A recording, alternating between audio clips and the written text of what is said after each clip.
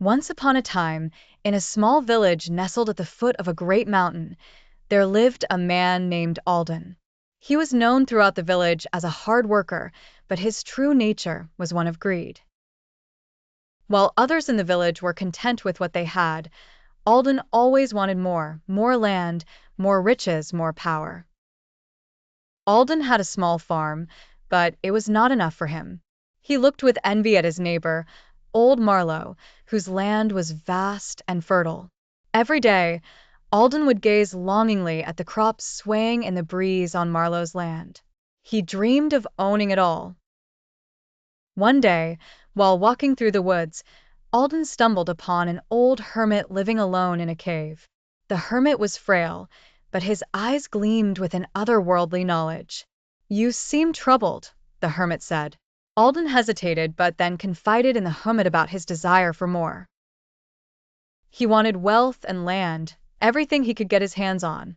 The hermit smiled softly.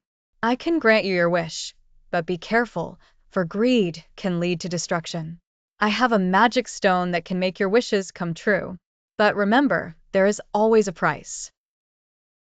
Alden, consumed by his ambition, ignored the warning. He took the stone and hurried home, eager to claim what he believed was rightfully his. The next day, Alden woke to find his land expanded overnight. His crops flourished like never before, and his wealth grew exponentially. But as his fortune grew, so did his hunger for more. He bought Marlowe's land, then the land of others, and soon he owned the entire valley. The villagers were amazed at his success, but they also noticed a change in Alden.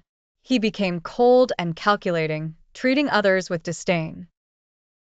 He worked them to the bone, paying them little, and grew richer while they suffered. One fateful evening, Alden returned to the hermit, asking for even more power, more wealth, more control. But the hermit warned him again. "You are already blinded by your greed, Alden. If you continue, you will lose everything."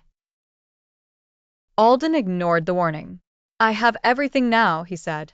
"What could I possibly lose?" The hermit, with a sad sigh, revealed the true nature of the stone. It didn't grant wishes freely. It took something in return, something of great value to the one who sought it. In Alden's case, it was his soul. That night, as Alden slept in his grand mansion, a strange force swept over him. His riches crumbled, his crops withered, and his land began to decay.